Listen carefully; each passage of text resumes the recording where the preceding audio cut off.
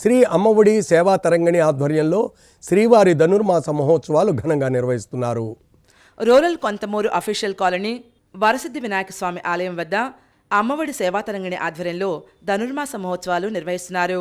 కార్యక్రమంలో భాగంగా వేదపారాయణ, సంకీర్తనలు, భజనల నడుమ శ్రీవారి ఉత్సవం నిర్వహిస్తున్నారు.